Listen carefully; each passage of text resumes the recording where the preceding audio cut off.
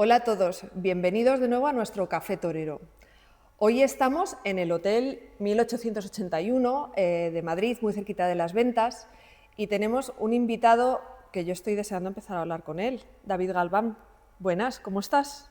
Muy buena, un placer estar aquí contigo y bueno, me encuentro relativamente dolorido, digo relativamente porque la sensación interior del deber cumplido y la conciencia tranquila después de la tarde de este San Isidro me hace también reconfortarme mejor físicamente, ¿no? Tengo ahí un par de costillas fisuradas y demás, pero como te digo, todo reconforta el deber cumplido y el haber podido terminar mi tarde el pasado 10 de mayo.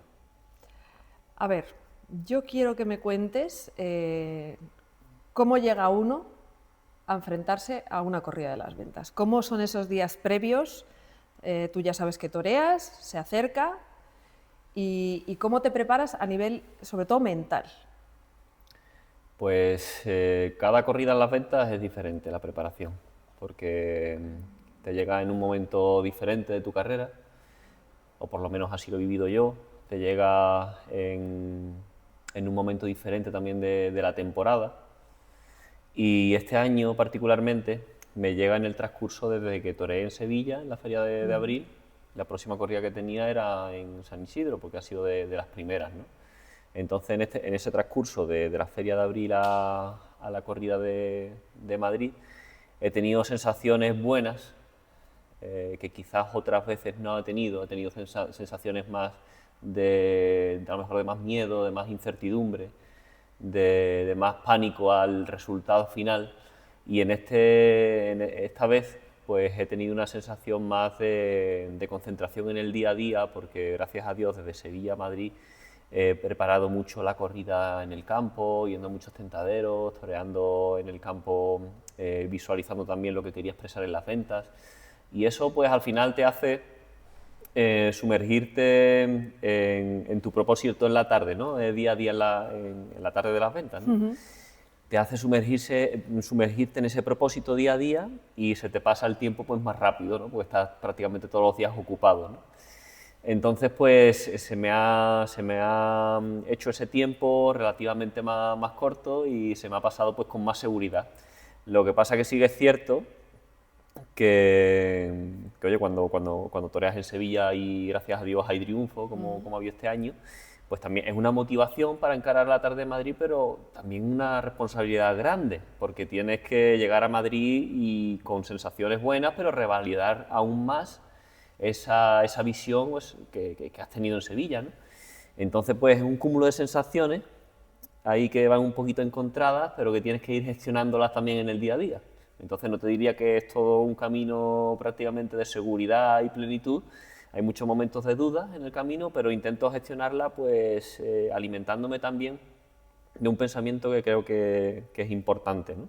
O por lo menos a mí me sirve, que es saber de dónde vengo, ¿sabes? Saber que hace apenas 3 años estaba en mi casa sentado en un ostracismo total y no tenía nada. Que parecía un imposible seguir mi carrera como torero, que el estar en una feria de abril de Sevilla o en un San Isidro parecía un milagro y soñaba con ello.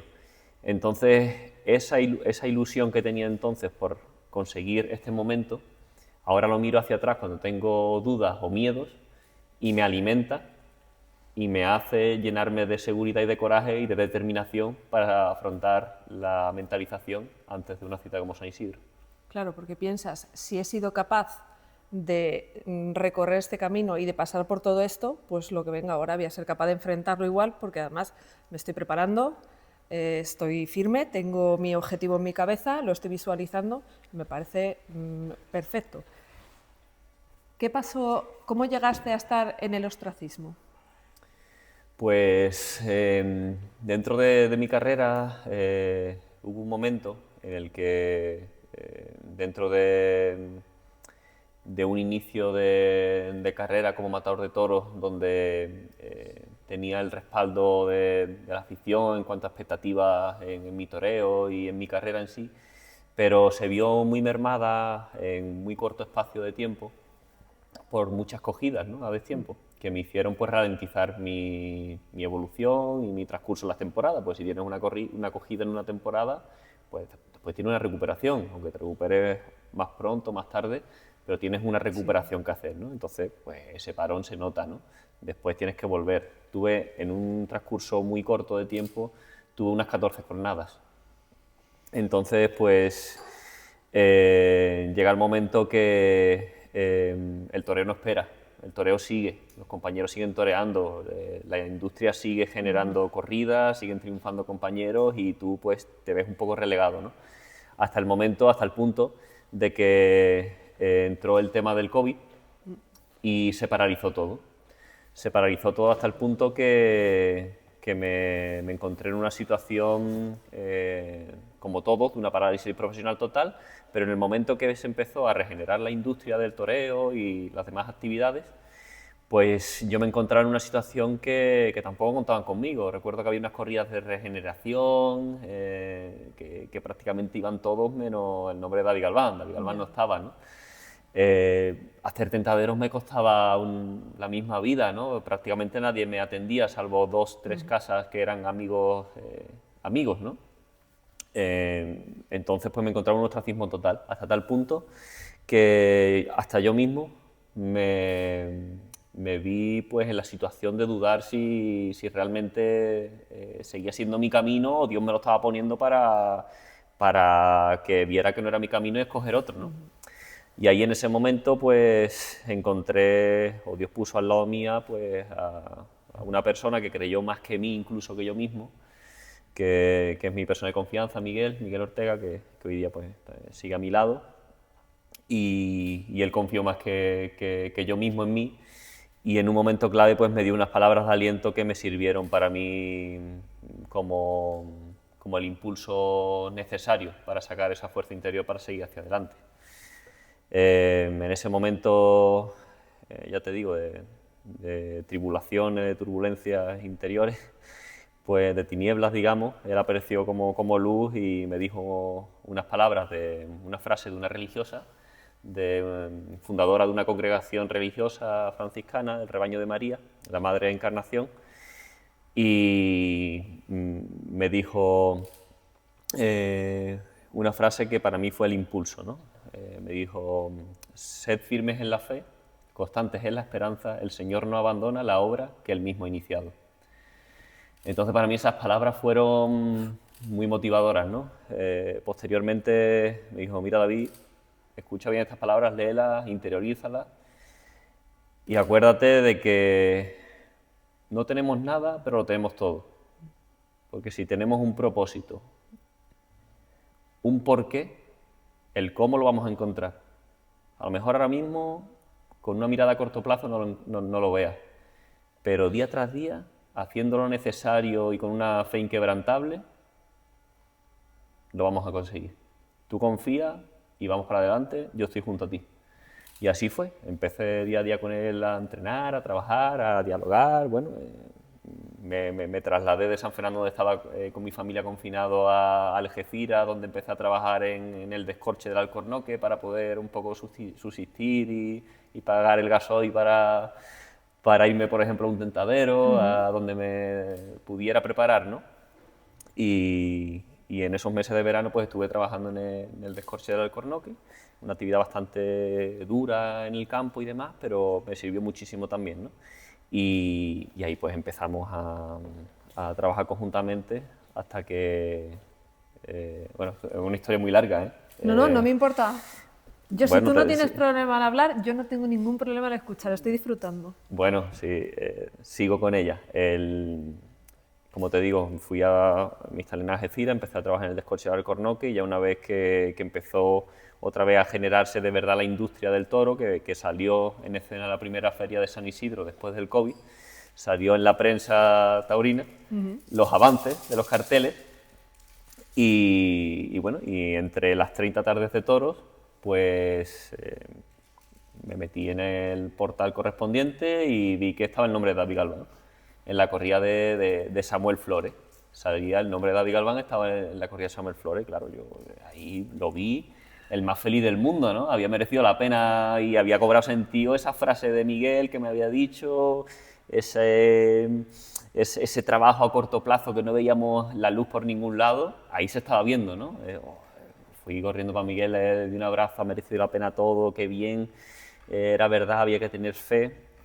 Y con ese mismo pensamiento, pues cogí inmediatamente y me fui a la estación de tren en ese momento de Algeciras para sacar un billete a Madrid. ¿Qué pasa? Que en ese momento de los avances, pues ya se sabía que la presentación de los carteles de San Isidro, ese de San Isidro 2022, iba a ser un día tal en Las Ventas. Un día 15, creo que era, 15 de... Bueno, creo no, un día 15 de marzo en Las Ventas. Y fui a comprar el billete. Yo no sabía que estaba en las corridas porque eran unos carteles no oficiales todavía, ¿no? Eran avances. Avances. Pero como la fe es la convicción de lo que no se ve, sí, y yo había trabajado desde la fe y había apostado todo desde la fe... Lo viste. Pues dije, si tengo que seguir en fe, tengo que ir a comprar los billetes porque aunque no lo haya visto, esto será el hecho que demuestre mi fe de verdad. Y cogí y compré los billetes, ¿no? Recuerdo que llegué a la estación y pillé el billete, bueno, ¿cuál quiere? ¿El Basic? ¿El Flex? No sé qué. No, digo, no, el más barato. Era, con los ahorros que tenía del corcho, lo que me quedaba me lo gasté en los billetes de Miguel y mío. Y así fue, ¿no? Los compré. Posteriormente, pues al día siguiente, súper feliz, entrenando. Al otro día me meto en la prensa. Estos serán los carteles definitivos de la Feria de San Isidro 2022. Siguen siendo avances, ¿no? La prensa sí. lo filtra y bueno, ya se sabe que prácticamente serán eso, hasta el día que de la gala, que no se presenta oficialmente, pues... pero cabe algo de duda, pero se sabe pero que prácticamente son... eso, ¿no? En fin, abro la noticia y empiezo a ver corrida una por una, 30 corridas, 3 toreros, algunos toreros repiten, pero bueno, son bastantes toreros, ¿no? Y solo había cambiado un nombre. El nombre de David Galván ya no estaba en los carteles.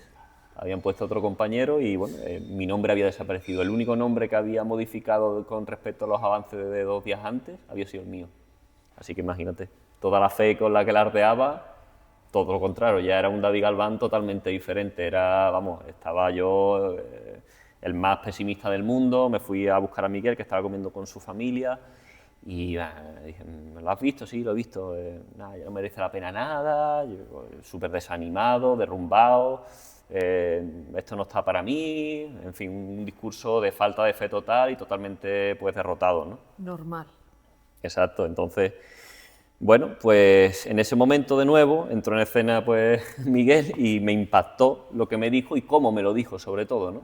Porque fue una situación de impacto el cómo me lo dijo. Y me dijo, no, David, ahora es cuando el viaje va a tener el sentido real. Y me quedé así, ¿pero cómo? Mañana vamos a ir y vamos a coger el tren que tenemos previsto, porque era el día de la gala. Mañana vamos a coger el tren a Madrid. Digo, pero si ya no vamos a ir a la gala. No me preguntes nada más. Mañana vamos a ir a coger el tren, porque tenemos una misión que hacer. No me preguntes ni para qué vamos a Madrid,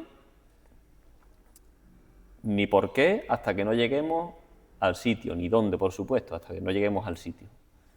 Vale, claro, me lo dijo con esa determinación, esa convicción y esa serenidad en un momento donde yo estaba totalmente derrumbado y él había hecho el camino junto a mí, ¿no? Sabía lo que suponía para nosotros como equipo, ¿no? Los dos, ¿no? Esa oportunidad.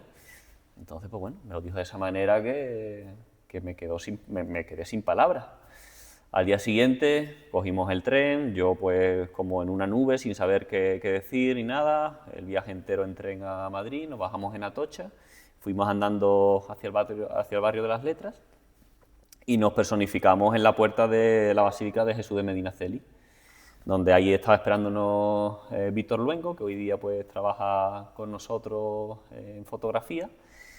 Pero claro, en ese momento yo no tenía ni corrida, ni dinero, ni recursos, ni nada para contratar un fotógrafo, ¿no? En ese momento Víctor era nuestro amigo y nos estaba esperando en la Basílica de Jesús de Medinaceli para servir de enlace, digamos, el que era esclavo de Medinaceli, con el hermano mayor de la archicofradía, que con toda la generosidad, Miguel Ángel Izquierdo, que con toda la generosidad pues, nos abrió las puertas de la basílica y nos llevó al camarín donde estaba el Cristo, donde está el Cristo, ¿no? Jesús de Medinaceli. Allí pues nos abrió las puertas y estuvimos pues tanto Miguel como yo exponiéndole nuestro diálogo, nuestras oraciones, en definitiva. Yo me puse enfrente a Jesús de Medinaceli y fue un momento mágico porque fue la restauración de mi fe. Yo me puse frente a él y fue como que me dijo: te restauro en tu dignidad, mientras que ahora mismo se está sucediendo en este mismo momento, a esta misma hora, la afamada y ambicionada gala de San Isidro con todos sus laureles, para mí también, ¿no? Esa ambicionada gala en ese momento, a esa hora, en la Plaza de Todas las Ventas, tú estás aquí a mis pies y yo te restauro en tu dignidad y en tu fe. Confía y sigue adelante. Entonces fue como, yo fui allí desnudo y él me vistió de fe y de dignidad, ¿no? Eso para mí fue algo, un punto de inflexión, ¿no? Fue mágico, ¿no? Salí de allí un poco envuelto en una sensación extrañísima, de emoción, de paz, al mismo tiempo de convulsión emocional, ¿no? Y en el viaje de vuelta a casa ya empezaron a llegar las señales. Porque si bien te he dicho antes que, claro, mi situación solo tenía yo en la mente que lo podía cambiar una tarde, por ejemplo, en las ventas, ¿no? Y ya eso se había fumado. Pues empezó a sonarme el teléfono y empezaron a llegarme notificaciones de que David Galván entraba entre los 18 o 19 toreros de la Copa Chenel, que en ese momento... ¿Qué pasa? Que en ese momento no estaba todo tan reglado en la Copa Chenel como ahora, que se anuncia que se envía un currículum, se hace todo mucho más, de una forma más estructurada y demás. En ese momento yo creía que yo tampoco entraba en la Copa Chenel ni nada, ¿no? Eso te llamaban en el momento y punto, casi sin previo aviso. Y así fue. Entonces pues fue una sorpresa, fue para mí una señal inequívoca de ello. Tanto es así que eso era un 15 de marzo, perdón. Dirías antes, ¿por qué te acuerdas también de que era el 15 de marzo la gala de San Isidro? Por eso, ¿no? Porque visité a Jesús de Medinaceli el 15 de marzo y el 26 de marzo, 11 días después, estaba enfundado en mi traje nazareno y oro para hacer el paseillo en el Alpardo, que era la primera de la Copa Chenel. 11 días después, ¿quién me iba a decir a mí cuando yo iba en el tren con toda la desilusión del mundo de que ya se me había ido prácticamente mi carrera, que 11 días después iba a estar ante la corrida realmente de mi vida, en el Alpardo, en la Copa Chenel, televisada por las cámaras de Telemadrid, era mi gran oportunidad? Pues bueno, ahí estaba, el 26 de marzo, con la situación y las circunstancias de que realmente fue el primer gran punto de inflexión, puesto que dentro de una tarde muy dura, que el primer toro pues de José Escolar lo toreé bien y a gusto, pero lo pinché, entonces se me fue la oportunidad y salió mi segundo toro, un toro del retamar. Y el toro, pues claro, salió y para mí era, pues, nunca se sabe los toros, ¿no? Pero entre comillas era como el toro más apetecible de los dos, ¿no? Entre el de Escolar y el de retamar era el de retamar.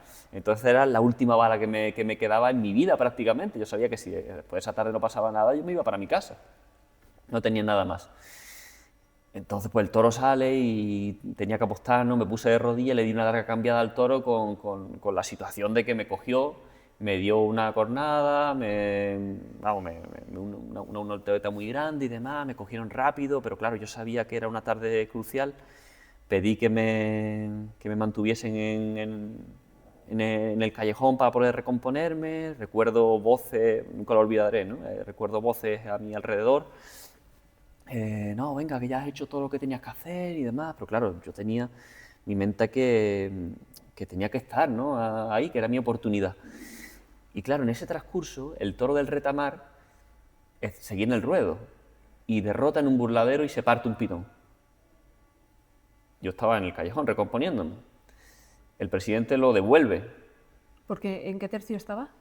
Estaba capote nada, en todavía. el capote, había sido la larga cambiada. Claro. El presidente lo cambia. Todo esto con yo allí intentando recomponerme. ¿Tenías cornada? Sí, tenía una cornada en el bíceps femoral. Y, y entonces, pues, claro, intentando recomponerme y demás, y escucho una voz, no, venga, que ya has hecho todo, y además que el sobrero es de escolar. Y yo recuerdo, estaba ahí, ¿cómo de escolar? Si yo estaba torando uno del retamar, ¿sabes? Pero claro, era tanta la mentalidad que me tenía que sobreponer a todo, ¿no? Y pisé fuerte en el piso, di un paso al frente y vi que más o menos me respondía el cuerpo y seguí hacia adelante, ¿no?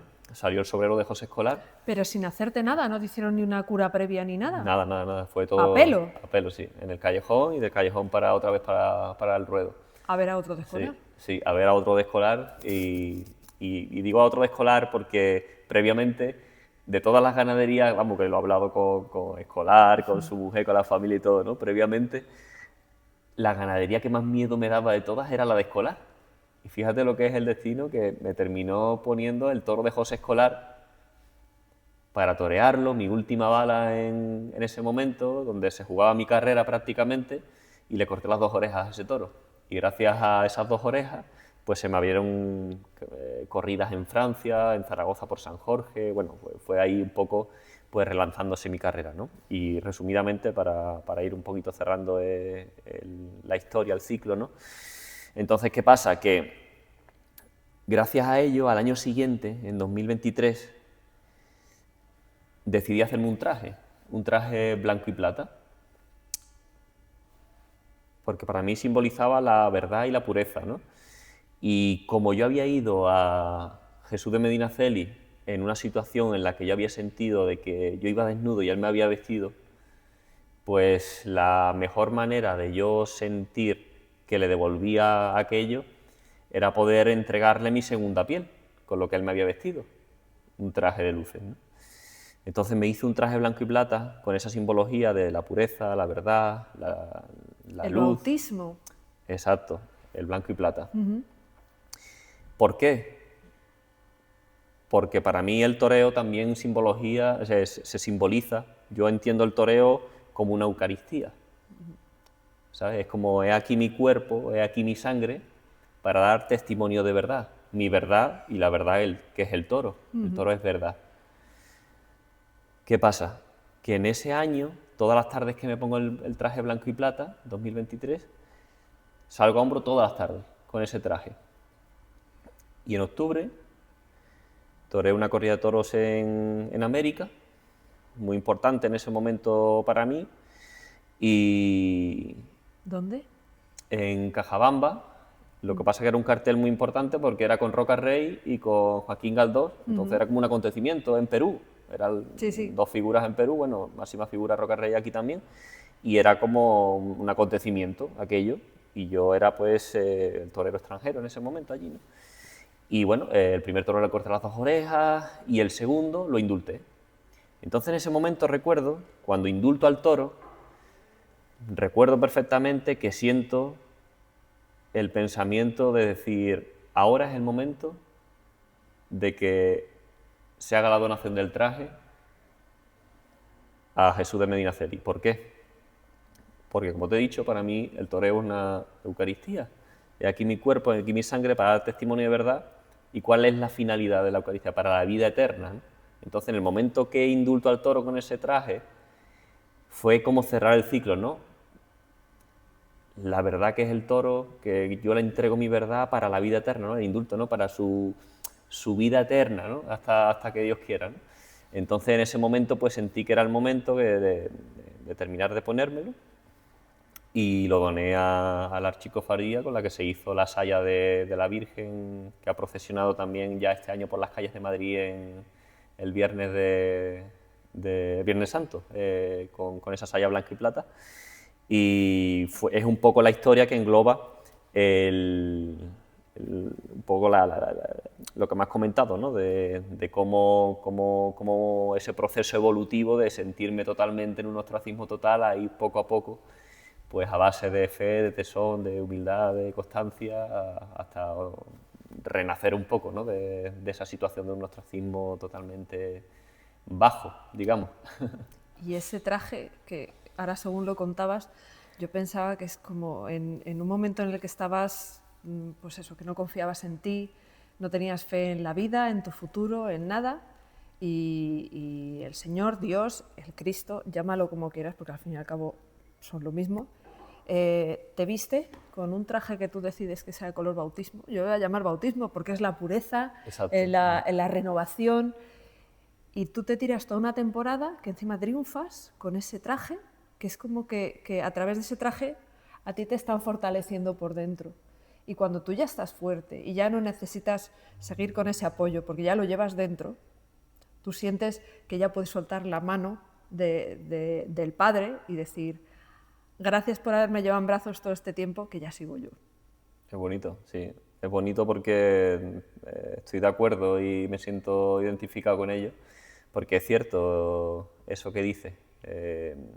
Quizás en esta nueva era de David Galván, ¿no? En este nuevo renacer, quizás necesitaba ese apoyo y esa mano cogida durante esos, digamos que te diría, hasta el año pasado, incluso al año anterior, hasta el punto de inflexión a lo mejor de Madrid, de San Isidro a la faena del Toro del Torero, porque en ese momento necesitaba que me acompañara, porque entraba en juego mi segunda oportunidad en el toreo, y entraba de una manera mucho más difícil y diferente a la anterior, porque me tocaba lidiar, por ejemplo, lidié todo tipo de encastes, me tocaba triunfar con ellos para conseguir una regularidad para que el nombre siguiera sonando y hacerme un hueco, porque el objetivo seguía siendo torear en una feria de San Isidro, pero para ello había que conseguir avales, y los avales se conseguían triunfando día a día en las plazas, independientemente del tipo de plaza o categoría que fuera, intentar ir con la mentalidad de que esa plaza iba a suponer un aval para sumativo para conseguir un puesto en San Isidro, y que eso fuera el punto de inflexión real, fuerte, ¿no? Entonces, en ese proceso, sí es cierto que necesitaba esa mano extendida y ese acompañamiento, porque yo soy un torero que siento el toreo de forma artística, clásica, y es cierto que hay tipos de embestidas o de toros o de encastes pues que a lo mejor no van tanto en consonancia con ese tipo de toreo. Te lo iba a preguntar yo, que yo entiendo que cada torero, igual que cada artista, tiene una forma propia, según su personalidad, de expresar el arte. Entonces, claro, hay muchos encastes con comportamientos completamente diferentes, embestidas diferentes, que requieren faenas diferentes y que muchas veces no concuerdan exactamente con tu forma de ser y de torear. ¿Cómo haces para que salga bien todo? Mi sensación es que la necesidad y mi exigencia de tener la necesidad de salvar mi carrera, de tener la ambición de apostar por ella, me llevó a día, independientemente, igual que te decía, que independientemente de la plaza donde toreaba, independientemente del encaste que toreara, había decidido que tiraba para adelante. Es decir, que iba a ser David Galván, con diferentes registros en mi tauromaquia a lo mejor, pero siendo David Galván, porque si hay una cosa que me obsesionaba a mí desde mis inicios, era ser un torero con personalidad, no ser uno más, sino tener una personalidad diferencial. Que quien vea una foto, a mí me encantaba cuando empezaba, ver fotos de toreros que, viendo que era un derechazo, una Verónica, un natural, sabía quién era el torero. No tenía que pensar o preguntar a alguien quién es. Sabía que ese sello propio lo tenía ese torero y era diferente. Y eso me obsesionaba a mí, tenerlo yo mismo, ¿no? Que me miraran desde fuera y vieran que ese era David Galván. Ese es David Galván, porque pega el muletazo, el capotazo así. Entonces, en este nuevo, digamos, en esta nueva era, ¿no? que te comento, donde tengo que enfrentarme a circunstancias a lo mejor más duras, corridas más difíciles o situaciones más complejas, pues decidí quitarme limitaciones, que también muchas veces son tópicos, de no, el torero artista solo puede torear tal tipo de toros. Bueno, lo respeto para quien piensa así, pero mi necesidad, si quería seguir evolucionando en mi profesión y abrirme paso, era o conformarme con eso y quedarme a lo mejor sentado en mi casa, o rebelarme contra mis límites y sacar nuevos registros en mi tauromaquia, eso sí, sin renunciarme a mí mismo, sino siendo fiel a mi personalidad. A la esencia. A mi esencia, exactamente. Y en eso que dices, en mi esencia era en lo que me alimentaba. Esas primeras sensaciones que yo tenía en los primeros tentaderos cuando fui, que aún no sabía prácticamente la técnica, solo fluía mi expresión corporal innata, mi sentimiento, esa esencia era la que me alimentaba para ser el torero con el sello propio de David Galván, y mi afición y mi ambición y mi necesidad era la que me alimentaba para sacar registros diferentes para poder triunfar con ese tipo de toros y ganadería. Ahí estuvo la clave. Un equilibrio dificilísimo. Dificilísimo, pero te digo, o escoges el camino angosto que te lleva a la bendición, o escoges el camino llano que te lleva a la perdición. En ese caso, el camino llano sería la excusa barata y el decir no puedo, me limito y hay que ver qué lamentado estoy, y el lamento, ¿no? Sí. Entonces, entre el lamento y el empoderamiento, escojo el empoderamiento, me empodero Obvio. de la situación y sigo hacia adelante. Y a buscar salidas, a buscar opciones, a aprender, a crecer, supongo que como torero y como persona a la vez, porque esto creo que debe hacer unos cimientos muy potentes. Y en estas llegamos al siguiente punto de inflexión que me comentabas. Sí, exacto. Ahí la tarde del 22 de mayo de 2024, en el San Isidro tan esperado, por fin conseguí esos avales para estar en esa tarde en San Isidro. Y bueno, llegaba el día, otro día prácticamente clave, tan clave que mira, tengo aquí los cromos que me has traído de tu hija, y en este toro, este fue el primer toro de la ganadería del torero, que toreé esa tarde, y este es el paseillo, el momento previo. Pues en este toro, en este primer toro, fue un toro que creo que aposté por mi sinceridad, por mi pureza como torero, y fue un toro que tuvo movilidad y que no conseguí el triunfo necesario, a pesar de que creo que fue una faena que la gente pues me la mantuvo con mucho respeto y demás, pero bueno, no conseguí el triunfo que necesitaba para ese punto de inflexión. Pues te puedo decir que en el transcurso de este toro al segundo toro de mi lote, llegué a pensar que si no pasaba nada en mi segundo toro, la carrera de David Galván terminaba ese día de nuevo. Porque había puesto mucho en el camino, lo había puesto todo, en todos los sentidos. En todos los sentidos. Primero personalmente, en mi entorno, a mi alrededor, y sentía que tenía un sentimiento de merecimiento más de lo que me estaba dando la tarde. Y entonces, pues recuerdo que estaba detrás del banderillero haciendo guardia en los medios, en el toro de mi compañero anterior, antes de torear mi segundo toro, y llegué a pensar eso, ¿no? Tenía firmadas ya 3 corridas en Francia después, con carteles buenos, porque Francia me abrió las puertas después de esos años, y en Francia funciona mucho la meritocracia, y había triunfado, y ya tenía 3 tardes con carteles buenos y demás, pero yo sabía que mi tarde clave era ese día, y yo había luchado desde el primer momento, desde ese día que entrenaba en la cuesta del garaje de casa de mis padres en plena pandemia, soñando con esa tarde en Madrid. Y no iba a estar de torero por roneo ni por ser torero en otro sitio. Yo sabía que tenía que ser torero de Madrid, y ese día tenía que pasar algo.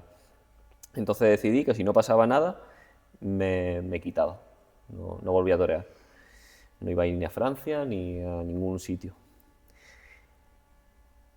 fui caminando hacia el burladero y en ese transcurso, pues, de nuevo, ¿no? Le pedí a Dios que me diera una señal, ¿no? Que no podía pasar esto, que por favor necesitaba algo para que me diera aliento en ese momento, ¿no? Y es una cosa muy sencilla, pero bueno, recibí de nuevo claro, Miguel, pues me conoce perfectamente y sabía lo que más o menos me abarruntaba a mí la cabeza y lo que suponía aquella tarde. Y de nuevo pues me dijo, en el callejón, pues su voz asomó y me dijo: David, no tienes nada que demostrar. Muéstrate como tú eres. No demuestres, sino muéstrate. Muéstrate como tú eres, sé tú mismo, y al que le guste bien y al que no, pues nada, pero sé tú mismo. Olvídate de presiones, de demostrar nada a nadie. Y una cosa tan sencilla que lo sabemos todo prácticamente, ¿no? Como teoría la sabemos todo. Pero no es fácil pero en ese momento me liberó muchísimo. Me liberó. Tanto es así que salió el toro salió haciendo unas cosas feísimas, prácticamente no obedecía los capotes, los banderilleros pasaron un rato estrepitoso para banderillarlo, hicieron, vamos, prácticamente se jugaron la vida para poder salvar el tercio de banderilla, el toro hacía cosas feísimas. Pero me había liberado y era como que la fe me guiaba, ¿no? Era como que tenía la convicción de que ese tenía que ser sí o sí. Y me sentía liberado, ¿no? Entonces, frente a casi una situación que parecía imposible, di el paso de decir, sí, me voy a entregar al toro y a mi propósito. Y me puse con la muleta y empecé a torearlo, y bueno, y surgió una faena prácticamente para mí única, muy especial, donde sentí los goles de Madrid de una forma rotunda. Fue una faena totalmente diferente, que yo nunca la había ni entrenado, ni soñado, ni nada, ¿no? Y después fue una faena que englobó, digamos, lo que yo soy como torero, ¿no? Mi clasicismo, pero al mismo tiempo con mi sello personal, con mi toque diferenciador. Una faena que no tuvo ningún tipo de estructura ortodoxa, fue todo heterodoxo, pero al mismo tiempo fue muy clásica, porque no hay nada más clásico que un doblón por abajo, no hay nada más clásico que un trincherazo por debajo de la pata del pitón, no hay nada más clásico que un natural, que un pase de pecho al hombre de la contraria, o que un estocado al volapié. Pues todo eso tuvo la faena, pero al mismo tiempo tuvo una estructura desordenada, ¿no? Y eso pues entró, ¿no? Entró y consiguió la unanimidad de la primera plaza del mundo, y eso pues era el trabajo y el objetivo cumplido, ¿no? Y ese fue pues el punto de inflexión siguiente. ¿Cómo fue ese toro que te permitió hacer todo lo que me estás contando? Pues mira, el toro, por comportamiento, como te he dicho. Lo que pasa es que yo creo que el toro tuvo una sensibilidad especial. Una sensibilidad difícil de definir con palabras, una sensibilidad que me acompasó con mi intuición. Yo creo que el toro bravo es un animal irracional, pero es un animal que es sensible. Es decir, él es un animal que no te va a racionalizar algo porque es un animal salvaje, pero es un animal que capta la carga espiritual que tú le emanas, que tú le impongas. Si tú vas hacia él con inseguridad, él te lo palpa. Si tú vas hacia él dándole confianza, él te lo palpa. Si tú vas hacia él dándole gratitud incluso, él te lo palpa. Si vas ¿De verdad? de verdad, él te lo palpa. Y te lo devuelve. Si vas con la decisión de que yo me voy a entregar, él te lo devuelve. Exactamente. Entonces creo que fue un animal que dentro de sus dificultades o sus complejidades que tuvo la gran virtud de ser un animal sensible y agradecido a lo que yo necesitaba en el momento y a lo que yo le proponía.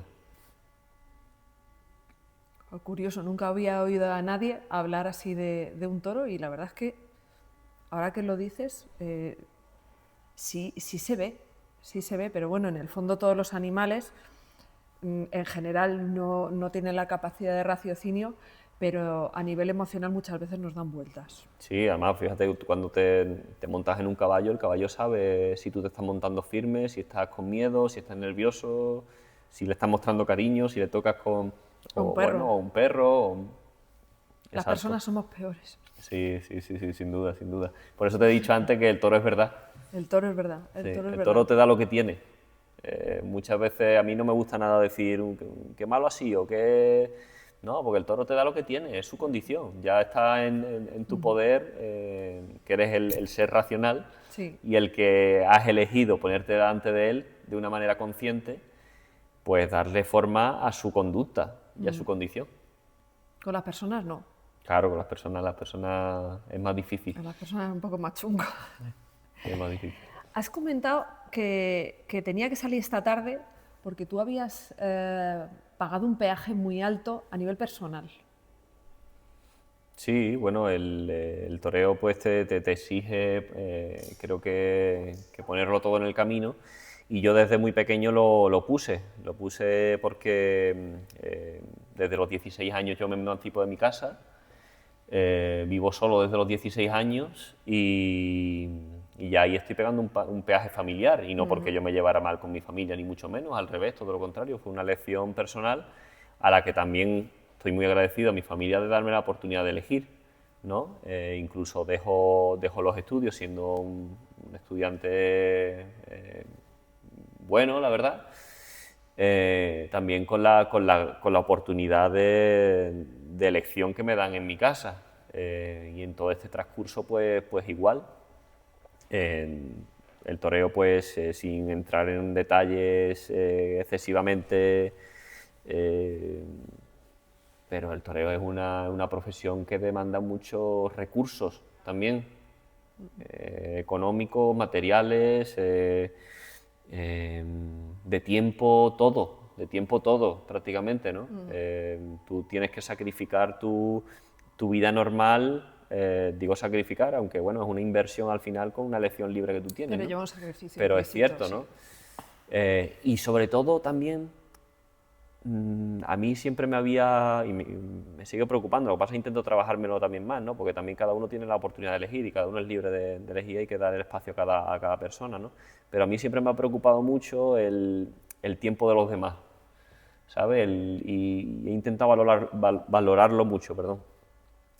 Que me ha creado mucha carga de conciencia muchas veces también el sentir que las otras personas que me han acompañado en el camino pues también están invirtiendo sus recursos, su tiempo fuera de su familia, ¿sabes? Y esa carga pues yo también me sentía con mucho sentido de correspondencia, joder, pues, eso, ¿no? He puesto mucho en el camino, pero no solo lo digo de un nivel individual, sino Sí. he puesto mucho en el camino y he hecho que gente ponga mucho en el camino por mí, ¿no? Entonces tengo que corresponder, ¿no? Que muchas veces eso te hace unas mochilas que no te dejan ser tú. Porque realmente esas personas supongo que habrán hecho eso libremente. Claro, pero hay veces en un proceso evolutivo una persona que no lo entiendes así, ¿sabes? Pero a base que va pasando el tiempo pues ya llegas a esa conclusión, ¿no? Madura, ¿no? De que lo hacen también libremente y tienes que comprender esa libertad y no cargar con esa mochila de corresponder por eso. Entonces, pues, todo ese cúmulo de cosas, pues, es a lo que me refiero de que había puesto prácticamente todo en el camino, ¿no? Y después de tener esta experiencia, donde tú te das cuenta que puedes ser tú y olvidarte de las expectativas, de todo lo que tienes alrededor, y además que disfrutas una barbaridad siendo tú y encima las cosas salen bien. Y una vez que has vivido eso, ¿qué haces? O sea, ¿cómo te enfrentas a todo lo que viene después? Bueno, te digo la verdad, sinceramente,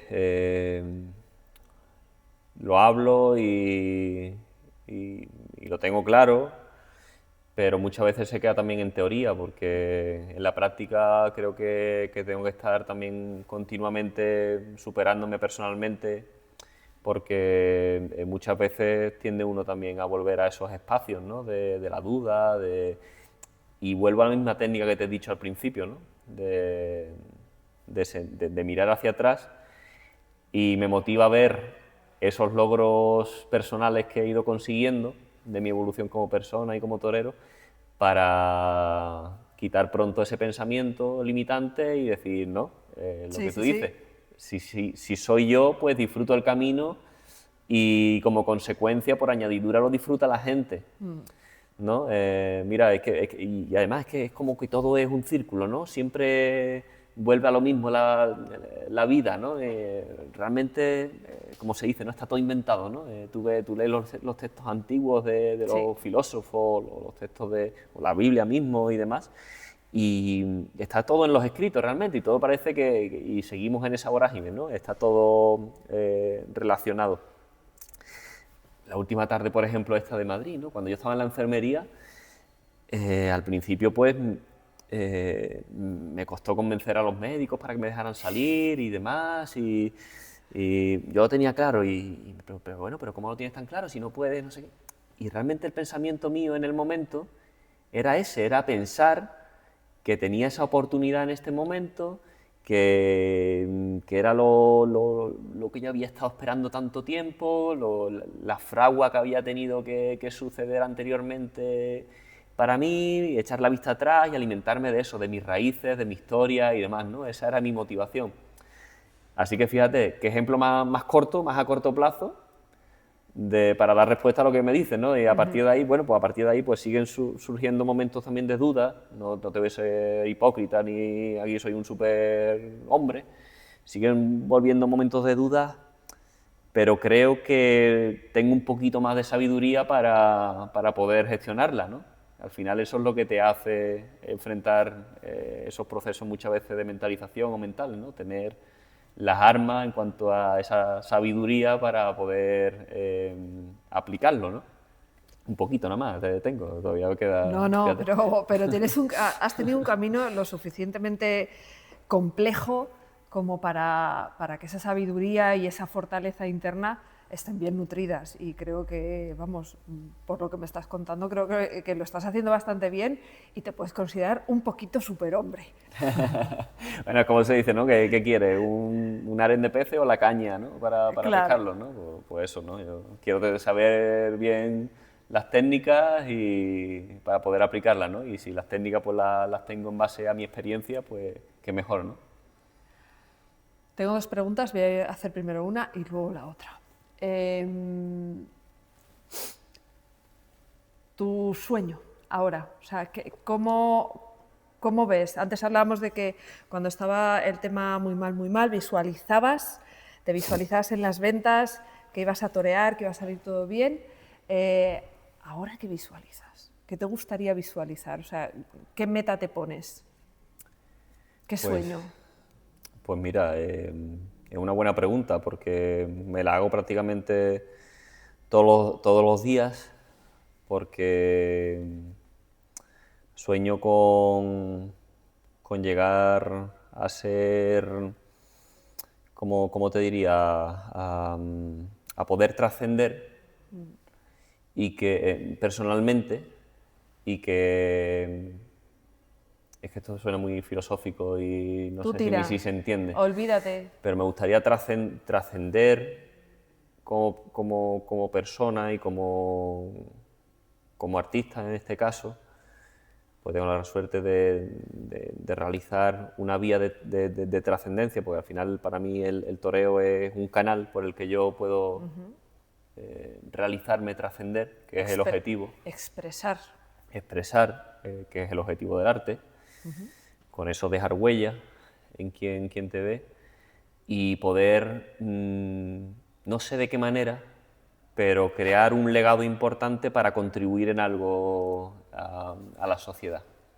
No te puedo decir el qué ahora mismo, materializado, pero para eso pues tengo que conseguir crear un legado y para crear un legado pues tengo que triunfar en mi profesión con la ambición que tengo en mi mente. Y con la verdad. Y Bueno, con la esencia. hombre, Con todo. esas son las bases, ¿no? Sin esa base no hay... Además, que para mí la ambición es un término que engloba eso, ¿no? La esencia, la verdad y la humildad. No es un término vanidoso, es un término totalmente humilde. Qué bonito, ¿eh? Esencia Verdad y humildad. Para mí eso es la ambición. y difícil. Sí, hombre, es difícil Un poco de difícil. mantenerlo porque uno como persona tiene tiene ego, tiene dudas, tiene momentos que no es fácil asimilar cosas y la superación siempre son obstáculos que se encuentran y que hay que hacerle frente. Y la otra pregunta, además lo has estado mencionando durante todo el rato, es ¿cómo lleva David a David Galván? Bueno, pues Está mira, chunga, ¿eh? sí, es muy chunga y yo la verdad que intento ser, como intento ser en el ruedo, intento ser también como persona, ¿no? Y creo que hay que apostar por ello, y te voy a ser sincero, porque creo que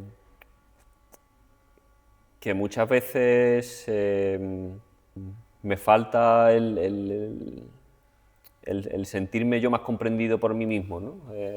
Como torero muchas veces, ¿no? Siento mucha insatisfacción en mi forma cuando me gusta... Te exiges demasiado. Sí, soy muy exigente y me gustaría llegar a torear como sueño y pocas veces me acerco a ello, ¿no? Entonces eso me causa muchas veces frustración y me causa ese sentimiento de angustia, ¿no? Entonces pues necesito muchas veces pues hablarlo, contarlo para que yo mismo incluso muchas veces al contarlo pues veo que hay que relativizarlo y coger pues el camino de la perseverancia, ¿no? De seguir perseverando porque, oye, si perseveras y sigues, pues te acercarás a eso, ¿no? Pero entonces, en el David, digamos, que es el exigente y la persona, pues juzga un poco al David Galván torero y le exige mucho. Y esa exigencia muchas veces pues causa frustración.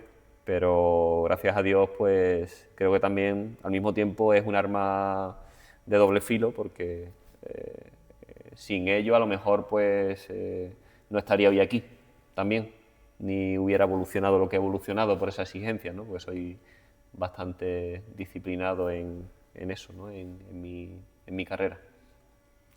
Y tú le has explicado a David que cuando los dos se han puesto de acuerdo y se han olvidado de quién son y simplemente no han buscado ejecutar lo que tenían en la cabeza ni lo que soñaban, sino cuando han decidido sentir y ser y hacer lo que estaban sintiendo así a pecho descubierto, es cuando mejor ha funcionado. Sí, sí, sin duda, sin duda, sin duda. Y sobre todo también los días clave, ¿no? Los días que... Porque yo también comprendo que todos los días tienes que tener también una disciplina y no vas a estar todos los días, hoy voy a hacer lo que me apetece, mañana lo que me apetece, mañana lo que me apetece y lo que siento, ¿no? Tienes que tener una disciplina, pero sí es cierto que comparto plenamente que los días que... En el día a día te tienes que exigir en tus deberes, Sí. y tienes que tener una disciplina y exigirte y llevarte a esa responsabilidad y a ese límite y ese trabajo arduo. Pero el día X tienes que llevar esa mentalidad. Y eso que dice me alegra que lo diga porque es realmente la filosofía que llevo ahora mismo.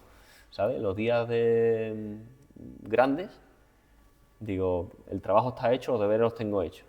Ahora ya soy yo mismo. Mi sinceridad está aquí. A partir de ahí, Dios dirá. Te abandonas. Exacto, me abandono. Y otra pregunta que se me está ocurriendo, ¿dónde coges aire?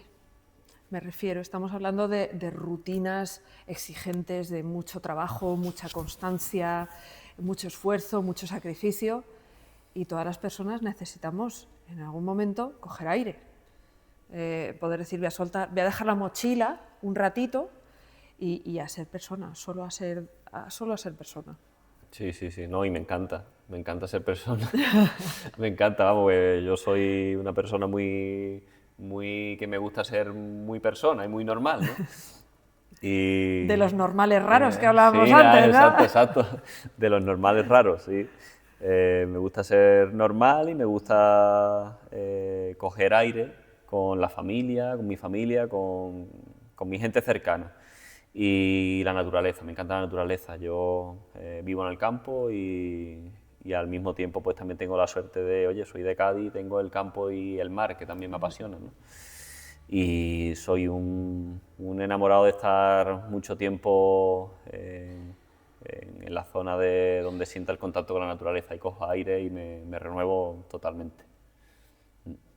De todo lo que hemos hablado, lo que más me ha impactado mucho tu historia, me ha impactado como la forma que has tenido de agarrarte a la fe y además dejar que la fe te cale hondo. Me ha llamado mucho, me ha impactado el cómo se recupera una persona de tantas cornadas. Bueno, ya tengo 16, A ya nivel, no a son nivel 14. físico y a nivel mental. Bueno, pues te recuperas con la fuerza de la vocación. No hay otra. Sí, pero siempre tirando de fuerza y tirando de fuerza. No se gasta nunca. No, la vocación es ilimitada. Además, yo digo una frase que la vocación sincera desnuda la verdad. Si tú tienes una vocación sincera, la verdad se muestra. Y eso tú tienes un... Ahora te pregunto yo a ti. ¿Tú tienes Pregunta. un depósito de verdad que se gasta o siempre eres verdad? ¿O dices, no, hoy voy a ser falsa? No, no se gasta. ¿Tú eres Pero sincera o un estaba pensando depósito? también en el amor, o ¿Sabes? sea, el amor en general. O sea, cuando tú eres de una manera, eres sincero, eres de verdad, eres pues, una persona cariñosa, que te gusta repartir amor, que te gusta cuidar a la gente a la que ves. Es verdad que eso no se gasta nunca. Claro, Puedes tener entonces... días malos, Sí, pero porque bueno, las circunstancias te lleven. Pero Exacto. es verdad que no se gasta. Pero tu esencia Está ahí, está siempre. ahí. Nosotros estamos aquí hablando y no nos conocemos de nada, Bueno, pero... ahora sí. Sí, ahora somos Ahora amigos, sí, ahora somos ahora amigos. somos amigos. ¡Jo, qué alegría me da! Pero bueno, pero yo, el ratito que estamos, más o menos creo que puedo percibir el tipo de persona que tú me transmites, ¿no? Sí. O me emanas, ¿no? Ser, ¿no? Sí. Entonces, pues, eso no tiene margen de... No tiene Límite. un límite, ¿no? Sí. O Es más, es que no deja de retroalimentarse. Claro. Ya sé con qué voy a terminar. Tu relación con el público. Te comentaba que el trabajo que hace tu equipo en redes sociales me parece alucinante porque te acerca mucho, pero es que tú eres un torero y creo que también tiene que ver cómo eres como persona, que te acercas mucho al aficionado, al público y le quieres hacer partícipe porque lo sientes así realmente. Sientes que el público, el aficionado, es parte de ti, de tu toreo. Totalmente, totalmente. Además, creo que, como te he dicho antes, soy torero por vocación y estoy plenamente feliz y me siento un privilegiado de que Dios me haya puesto la capacidad de poder expresar mi arte a través del toreo, pero soy torero por vocación porque hay un público que va a la plaza a verme y ese público sustenta un espectáculo. Y gracias a ese público que sustenta un espectáculo, yo puedo desarrollar mi vocación. Entonces ese público se tiene que sentir correspondido y creo que tiene que ver más allá del último impasse que es el torero en el ruedo, que es muy importante el torero en el ruedo y es el momento clave, definitivo y tiene toda la importancia. Pero cada torero tiene una historia, tiene un camino de vida, tiene un proceso evolutivo. Y yo particularmente, respeto a quien no, pero yo particularmente pienso que el carácter divulgador del toreo es fundamental para que la gente acuda a la plaza con otra mirada, con una mirada más amplia, con una visión más enriquecedora y con una capacidad de comprender lo que está pasando que no se limita a 10 minutos, sino que en esos 10 minutos comprenda toda una vida. Pues creo que la frase ha sido lo suficientemente contundente, una entre tantas que hemos escuchado en este ratito de conversación con David, que ha sido un verdadero placer. He descubierto, aparte del torero, aparte de la persona, y bueno, he aprendido una barbaridad. muchísimas gracias por la generosidad de haberte abierto de esta manera y espero que todos vosotros, cuando vayáis a la plaza, cuando vayamos, porque yo también obviamente pienso ir, y veamos a David, lo veamos con esa mirada abierta de la que nos habla y veamos y sintamos esa verdad y entendamos un poquito más de qué va esta vida. Os esperamos en el siguiente Café Torero. Hasta luego.